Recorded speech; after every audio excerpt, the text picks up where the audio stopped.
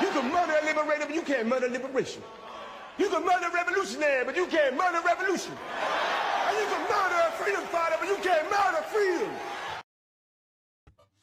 All right, you're tapped in, so let's get right to it. So it seems again that this Asian doing no business with Asians is in full effect. Now, what the word is that it should not just apply to Asians and Asians alone. It should also cover or regard all others who participate in discriminating with hate, prejudice, and harming Black women and children. That would include the Mexican population, Jewish community, as well as the white community. So word is that now the focus will be directed on certain immigrant locations and businesses within the community or the communities, and that would be all over the country.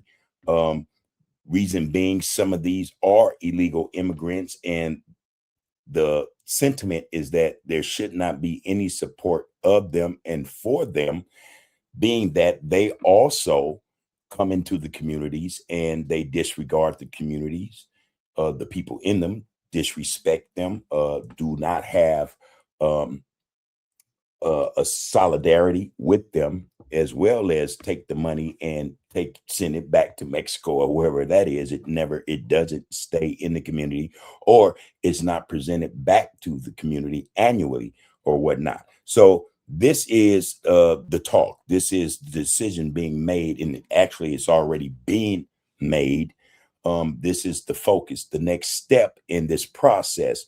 And for you, those of you who don't know or don't really get it or understand, the whole purpose is for Black solidarity. All right. The Black dollar staying within the Black community, the Black neighborhoods. All right. Group economics, wealth transfer of Black dollars from other demographics right back to Black communities, neighborhoods, and businesses. This is a movement that many of us Black Americans think is necessary by any means, and all means necessary. That being said, it also needs to be clarified. Quite frankly, this is not a racial thing. You know, this is not a racial thing. This is not something being done or motivated by anger. This is being motivated and done because we love ourselves first. Be first equals Black first. This is the movement, and this is what Black Americans are focused on. So be unapologetic about what we're doing, because what we are doing, we have to do for ourselves, because the fact of the matter is, no one else will step up and do these things for us. I have a clip that's is very profound. All right. It is going to speak to not only the situation that we see, the climate we see in most of our urban areas, but also the mindset of a lot of Mexicans and Latinos in terms of their interactions or interaction with the Black community. All right. So that's coming up right now. Before I get to that, please like, share, follow, comment, and subscribe to the Art of Political Discourse. You are tapped in to some of the best information, news, and education on social media.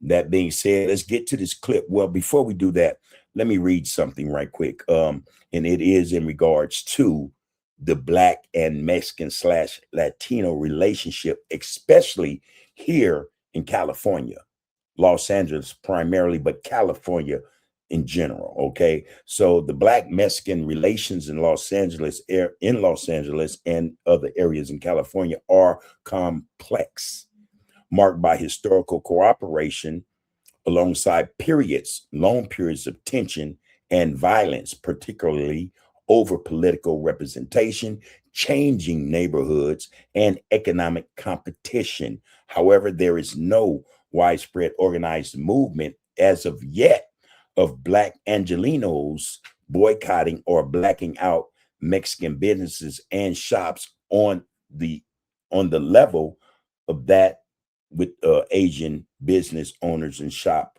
owners.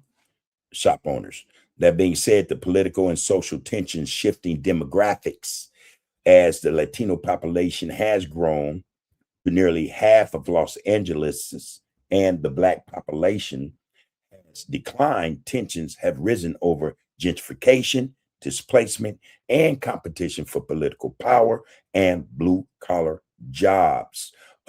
Couple that with the fact that most of the Mexican and Latino residents in Los Angeles are here illegally.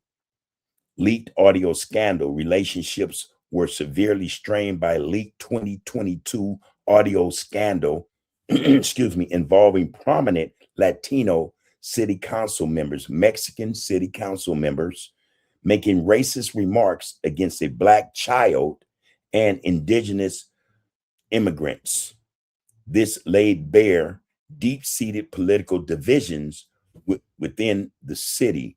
So when it comes to boycotts and economic dynamics, as of yet, no full-fledged systematic boycott has begun on a whole as it is with the Asian community.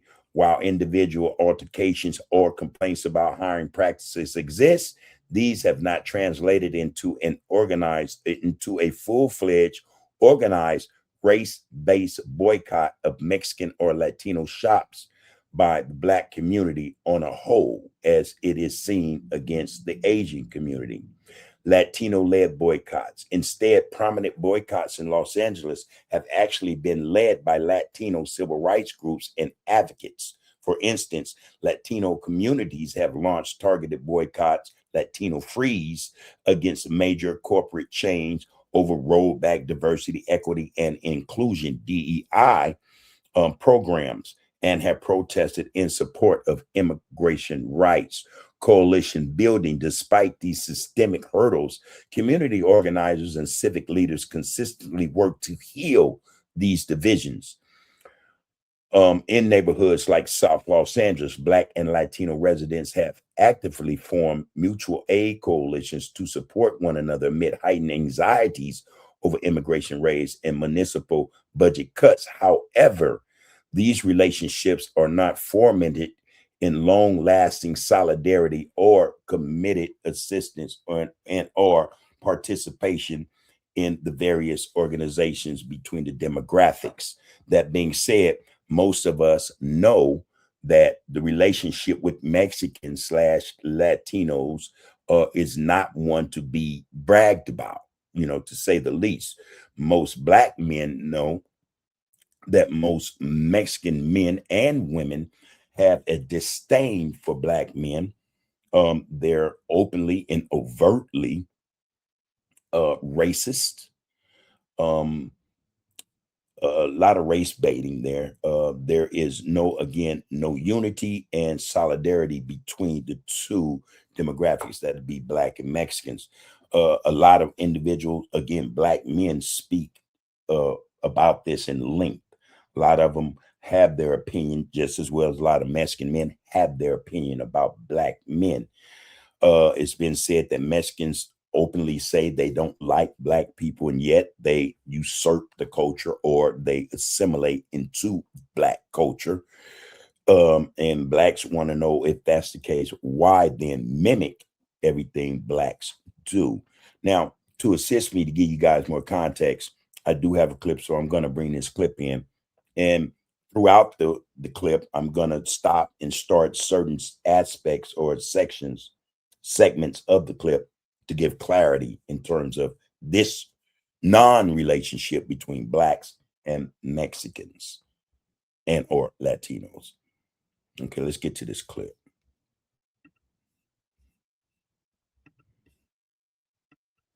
We're not gonna be together. This ain't no damn unity party with. This ain't no unity party with people who don't want the true liberation of Black people. This ain't no unity party with betrayers and snitchers and hypocrites and weak-minded, weak-blooded, spineless Black people. This ain't that kind of party. So you take your raggedy on home. But those who want liberation, those who want to see Black people really free at last, you walk away Okay, that was Minister Louis Farrakhan, and he was speaking exactly to what a lot of us experience today in our communities in suburban or, you know, in urban America, especially California. The Hispanic population, the Mexican population is not in solidarity with Black people. The same can be said about them as it is being said about Asians, where some will come out of the woodwork and say, oh, no, no, no, no, we got your back, we got your back. That's only until shit hits the fan, then they come out and say, we got your back, we got your back. Before those issues or these issues that they're confronted with now, you didn't hear, you know, spit from them. The same can be said about Mexicans. All right. It's only when they need our assistance or they need sympathy, they need understanding that we hear, hey, we got y'all, y'all got our back, we need your help, you know, and Blacks are saying, no, it's never been like that. You know, why would we do that? And this is why you've seen, or it was witnessed, that Blacks did not participate in these immigration sweeps as the Mexicans and Latino populations had wished, hoped, and demanded. Imagine that. They demanded that we participate. And when we didn't, we saw their true colors. Now, that's just one aspect of this clip. I'm going to give you another. And this is even more profound because it speaks to what we're dealing with now in terms of Black dollars staying with Black businesses, Black shops, Black stores, Black communities, and Black neighborhoods. So here we go. For example, why we cannot let these set up on Crenshaw. You give them an inch, they take them out. It used to just be one. Now it's 1, 2. They got a whole sidewalk blocked off. Just like how they do on Vermont and Slauson. These dining in. Man, call ICE. Somebody call ICE. ICE, what are y'all doing? ICE ain't doing it. Look at this. They got the whole, it used to just be 1 or 2. Now it's 10. Black people keep on lining up on Western and Manchester. Okay? Somebody need to sell some chicken right in front of Normandy and Manchester. Please, somebody go sell some fried chicken right in front of Normandy. See, y'all thought this was just for the World Cup. This ain't just for the World Cup. The World Cup is the excuse. Look, I didn't walk all the way down Fig. It's a whole block. Blocking the sidewalk. Now they leaving the tents overnight. You think like this is a citizen? Hell no. If they was, they wouldn't be out here doing it. Look at this whole sidewalk. Look at that. Shouldn't even be here. Damn, it's more. I didn't even see her. Doing whatever they feel like doing. At least we got trucks. Look at that. Where she wash their hands at? Nowhere. Shout out to the Black Ceviche man, 57th and Crenshaw. This is borderline the east side though for y'all. Look at this. It's ridiculous.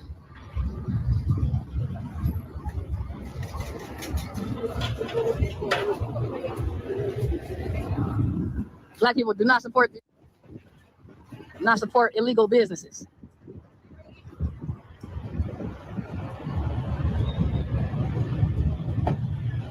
This is LA.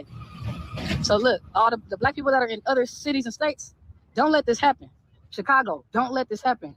New York, don't let this, well, New York, y'all already overrun. Atlanta, don't let this happen. Don't let your city get overrun with illegals. Because look at this. It's ridiculous. It's all good though. That's why we cannot allow for Black space to be invaded. Because this is what will happen. This is what will happen.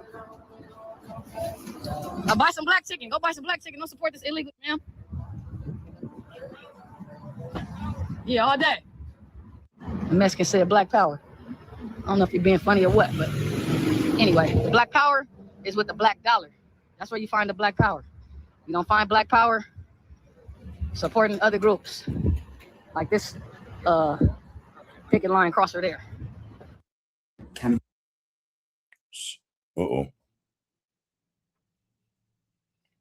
Sorry about that. Campaign manager's gonna hate me for sharing the secret, but I think you're leaving money on the table. Great point. Black power has to do with black dollars. This is how we gather and gain leverage through our dollars, This is how we get black power. This represented in how we spend annually in what we spend annually in consumer goods. It is over $2 trillion a year. All right. So listen, what she's stressing makes all the sense in the world. The fact of the matter is, with $2 trillion, $2+ trillion coming out of black communities, that is black power. That is leverage, be it leveraged again in or with politics, finances, you name it, housing, businesses, you name it. There is our black power, our dollars. So she has a great point. The fact of the matter is, again, a lot of what we see occurring, especially in Los Angeles, is happening and being done as though it is legal. Most of these food stands and such, and even trucks, are unhealthy. Black people be aware that there's a lot of diseases and germs being spreaded in the preparation of a lot of this food that's being served on these corners and streets in these trucks. So be mindful of that.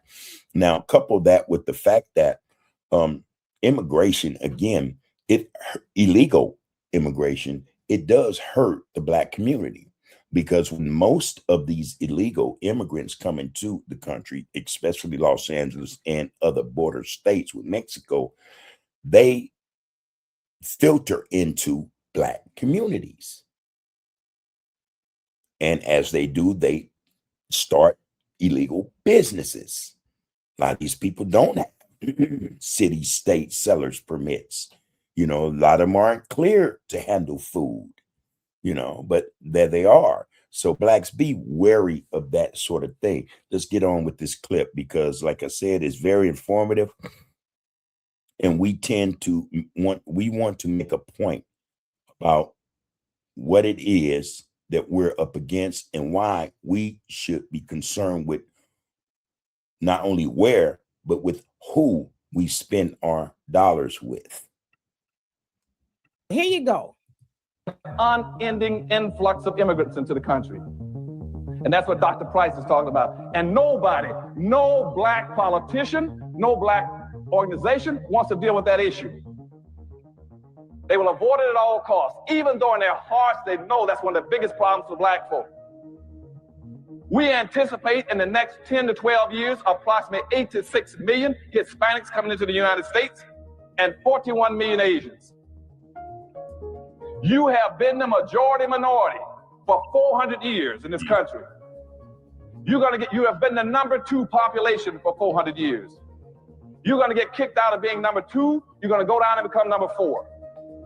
Now, common sense, even a third grade education. We have to stress at this point, based on what he just said, we are #4 on the ladder. All right. We're at the bottom. And it's not because these immigrants, illegal or otherwise, are better workers or they're smarter, more intelligent. No, that's not the case at all. So don't pay attention to the noise. The fact of the matter is, a lot of them are allowed in this country, illegally even, to establish themselves over blacks. That is like a barrier. So if we were second, whites, then us, Asians, and then Mexicans, Latinos, and all of a sudden we went from second to fourth, that represents a concerted effort to push us down the totem pole.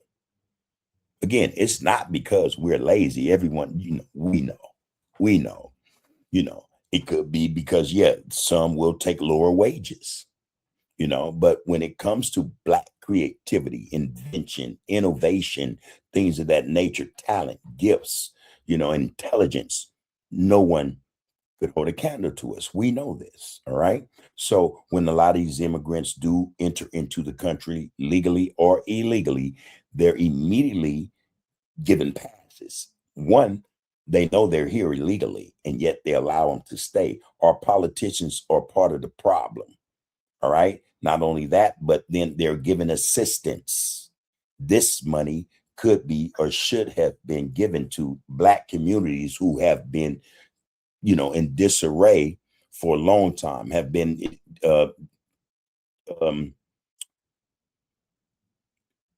deteriorating for a long time. And again, that's not because we're shiftless people or we tear up everything we have. No, it's a concerted effort to allow the community, especially the infrastructure in it, to fall by the wayside, so to speak. So a lot of this stuff isn't the cause of our being irresponsible, or not accountable for not just our actions, but how we carry ourselves. No, that's not the case. However, most immigrants, illegal and otherwise, they're told this, and this is what they think. But we know better. Now, that being said, again, we're at the lower end of the ladder because that is by design. The system dictates that happens. The last thing the system that we are in, we've been in since before it got here, is that we will not be allowed to ascend, to elevate. They'll take our labor for free. They'll take our inventions, our innovations, our ideas, our intellectual property. They'll steal it. They'll appropriate it. They'll take it and use it for themselves and claim it. We know this system better than most, better than all of them. But don't allow ourselves or yourselves to be caught up in this myth that we're shiftless and we're lazy, we're nobodies. And everyone knows that's a lie. All right. So let's get back to this. Education would tell you, if you didn't get anything when you were number 2, you're going to get something at number 4. You all jumped ahead of me, but anyway, you can guess what you're going to get when you become number 4. And the worst part about it is as you descend and go down to number 4, those other groups are going to go up. And as they go past you, you're going to have major racial clashes in this country. You're going to have fights all over this country between Blacks and Hispanics, Blacks and Asians, Blacks and poor whites. And Black folk cannot fight all these groups. Everybody can not always be against Black folk.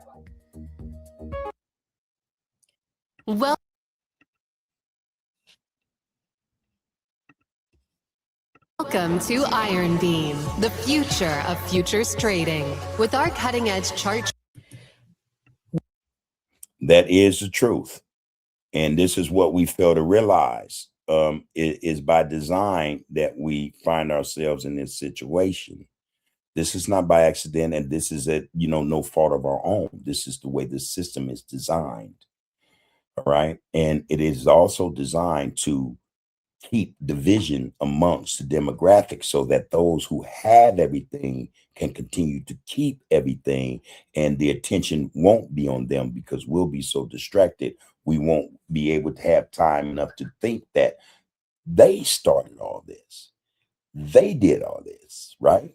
We know, but these other demographics, these immigrants, they're coming in, they're not seeing that. They're seeing what they call an opportunity to surpass us, to have the American dream, when in reality, there's no such thing. They think they come here because this is the land of democracy. There's no such thing. This system is one thing and one thing only: capitalism. And if you understand capitalism, then you should get the picture in terms of how this system really works. All right, let's get back to this. We were warned. That was in the 1990s that we were. But you know what we did? I'm going to show you what we did. And I've showed y'all some of these things before, but I just want to remind you of how we are complicit in our own demise. See, I'm going to show y'all mostly everybody from Los Angeles. This is Mia Bonta. She's on the California Legislative Black Caucus, the Legislative Black Caucus. And yes, she was there when she sabotaged reparations for Black Californian descendants of slavery. But you know what she wants to do? She wants to get a bill so that the taxpayers there in California can pay for illegal immigrants to get legal representation. If you live in California, she wants to take your money. And if you live in California, but if you are a resident of California, she wants to take your money to help illegal immigrants fight to stay there, even though they came over there illegally. This is the foolishness that Black folks vote for, right? Because she's a Democrat, and we know that Black folks do what? We vote disproportionately more for the Democratic, and it ain't even disproportionately at this point. We vote more for the Democratic Party than any other group of people. And I guarantee you, she got a lot of Black votes, even though she wants to take those Black dollars that are also Californians and go help illegal immigrants to continue to do more of what Brandy and Dr. Claude Anderson was warning that was going to happen, right? Okay, so y'all seen that before. Now I also want to show y'all this, just so we're clear. This was the election from 2024. Look how Black folks voted for Kamala, the Democrat. Okay, and I'm not telling you to vote for the Republicans. I'm just pointing out how we voted. Look how the Latinos voted. The Latinos didn't give Kamala almost all their votes. They didn't do that, but we did. And you know who Kamala was going to help the most? She was going to help them. More than that. She's clear about that. Her and Joe Biden, and we'll say Joe Biden because he had the top seat, they kicked those doors wide open. Kick the doors wide open and let everybody and their mama come in. And Black folks voted in 2020 for that to happen, and they was going to do it again. But the Latino, even though, again, they were going to be helped the most, they was like, well, we kind of like her, but we kind of don't. So we're going to. Well, the problem was or is they identify with Caucasian. Yeah, that's the point. Going to go vote for Trump. And that Trump is the one that's getting them up out of here, okay? Now, of course, y'all know, and I showed it yesterday, I think it was about him. Mr. Bryan, he's mad I brought up the reparations vote. So he's preventing me from speaking. And he's trying to block my access to it. Why are you so upset? You vote for 3 strikes. You put Black folks in prisons, but now you want to be a reparations person. But you won't vote for the bill. I supported the bill all session. Then bring the bill. Will you vote for the bill, Mr. Bring the bill. Will you vote for the bill? Bring it up. Will you vote for reparations? Bring it up. I would love it. Bring it up. Let's vote for reparations Bring together. It up.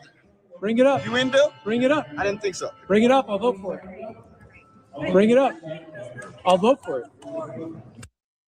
Okay, so that was Assemblyman Isaac Bryan. Y'all know how I feel about him. But anyway, that he was also and still is part of the California Legislative Black Caucus, and that was him caught red-handed sabotaging reparations for Black California descendants of slavery. They didn't even put the bill before Gavin Newsom at all. They'd say either veto or pass them the day before. Okay. Anyway, where else do y'all want to go? How about this? That we have folks living in this country who've been here 20 years. They've started a family. They pay their taxes. Many of them are homeowners, but they don't have a say over the policies that affect their children and their families on any given day. The motion only asks to seek to explore whether we want to head in that direction. I think the details of who's going to be involved, how we're going to do it, all that needs to get sussed out. So, how's the new gig? Reselling of a storm. Oh yeah, So an LA council member, he wants voters to decide. He is saying that non-citizens, should they be allowed to vote in local elections? Is this a yes or no, Mr. Pratt? No. Mayor Bass? It depends. It's not a yes or no. Depends on what? Well, first of all, when you say non-citizens, it doesn't mean they're here illegal. It doesn't mean they're undocumented. They could have green cards. They could be here perfectly legal. And there's a lot of states and cities that do that on very, very local elections. We have to see what the councilman is proposing. Councilmember Bremen. Yeah, I would say, again, it does depend. In other places, school boards have. So nevertheless, Spencer Pratt, the white guy, said no. Karen Bass did a mean tap dance. Nethia, she also did a tap dance as well as to whether they should be able to vote in local elections. So they're going to wait and see. But I'm going to tell you right now, something tells me that Karen Bass would totally be with it because this was her tweet after the whole birthright citizenship thing at the Supreme Court? Well, she says, if you're born in America, you are an American. This is a win for the Constitution and a loss for Trump's campaign of fear. I spent my entire life fighting to protect immigrant families. Will never back down from these fights. Her right? entire life. I think about you fighting for Black. What does that Americans. say? Says an obstacle to Black reparations in California is convincing Latinos and Asians, right? A California panel has recommended reparation payments of up to $1.2 million for some Black residents, but advocates face an uphill battle in gaining the support of the state's Latino and Asian residents. Okay. Right? So they got together, they formed a coalition. And they have said, well, we don't want Black folks to get our reparations because we're not slave masters and it shouldn't be our tax dollars, even though that y'all saw that lady right there talking about she want to take tax dollars to help illegal immigrants, right? To get legal services. They have a whole host of reasons as to why they got together so that you couldn't get the money that was robbed of your ancestors due to the horror and trauma of slavery, Jim Crow, Black codes, mass incarceration, crack, and anything else you can think of. But yeah, they said, nah, we don't think they need to get it. See, that's what happened. You know what I'm saying? They the new Triple K club out there in Los Angeles. And I could go on and on and on about the adverse things that they have done. Y'all have seen this a million times. To the break of dawn. Now listen to this, you guys. That's their leadership. Their leadership says we are not and have never been a civil rights organization. Personally, I hate the word. For some of you who don't know, this is Hector Garcia, John Herrera. Hector Garcia, John Herrera. The other two I don't know, but listen to what they're saying. And this is the sentiment within, again, when we talk about Asian being anti-Black, hating Blacks, not respecting Blacks, appreciating Blacks, we also have to point to the fact of the matter that Mexicans and Latinos are the same, the very same. Racism is practiced in the homes of Mexicans and Latinos, just as it is practiced in their communities. So if we're going to put the onus, the burden, we're going to put the crosshairs on the Asians, you should very well put them on the Mexicans and the Latinos, as well as the Jewish people and the white people. They're all in this together against us. It's Hector Garcia, okay? Civil rights, you know, when it was hot and popping, that was for us. It wasn't for nobody else. That matter of fact, the Latinos was letting white folks know we hate civil rights because they wanted them to know we're not like them. We're not like the Negro. Oh, no. And all of them damn near got waves in their hair. But guess what? Latino, I don't know if you know, y'all come from us. But anyway, it's a different conversation.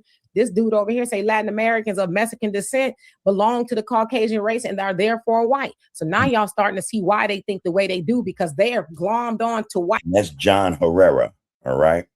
And he, some of these individuals were educators in California, in Los Angeles.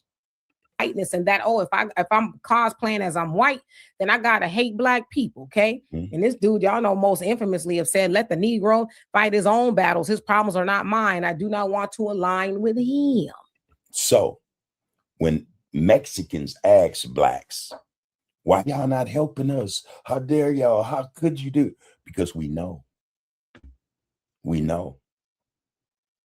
We know not to help our enemy. This man said what he said, and guess what? You guys acted out. We see this. We're not blind. Okay? So he was saying, and they still think that way. Because let me ask you this. When the last time you seen a Latino organization, LULAC or any of them, stand up at a podium like you see the Blackness leadership and say, oh, I want to help the Black American. It's not right what they're doing to Black. You ain't never seen them do it. And you're not going to never see them do it.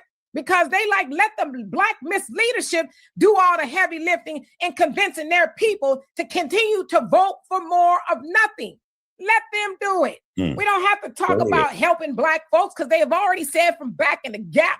This was 1952 when this dude said that. And this dude says, I know Negroes aren't getting their fair share of democracy, but frankly, I'm prejudiced against Negroes, and I do not believe they are entitled to everything we get. Okay? So I just wanted to put that up there in case anybody was confused. Great job. Great piece of work. You did that, and I applaud you for that. Okay? Now, that being said, we're going to go out here and go back to the main page. So here's the thing. We're in a situation where we, as Black people, must be able to recognize when a shift is occurring, when opportunity presents itself for us to better ourselves over anyone else. When Black Americans say be one equals Black first, that's exactly what we should mean. We should not be concerned with anyone else because no one else is concerned about us. Do not be fooled. Do not be fooled. There are some Mexicans, some Hispanics, Latinos from South America who, you know, they seem to want to carry the red, the black, and the green, support the red, the black, and the green, Black America, you know. But on the whole, that's non-existent. It's like with the Asians, you have a handful, if that, a handful. And it's probably less Hispanic Mexicans who are in support or would love to be in solidarity with Black Americans than there are Asian. And again, most Black men and women know this. We're well aware of this.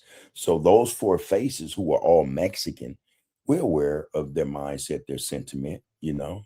We understand how they see themselves, and we understand as a result of that, this is how most Mexican families see themselves, as white.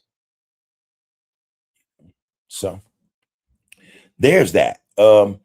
This thing is shifting, and it's continuing to shift at a pace that seems to be more rapid than what was previously thought, you know. It's moving along, and it is moving along expeditiously in that it is now spilling over, not trickling, spilling over into other demographics, but as it should. Again, if we're going to hold Asians' feet to the fire in terms of treatment, the treatment of our children and our women, why not do the same for other demographics who do the same? That's what we're saying. So tell us what you think. Tell us what your thoughts are in terms of Black group economics and Black wealth transfer. Is this necessary? Do you think, don't go as far as to do like the Asian dude did and dare any Black person to, you know, and boycott is such an understatement.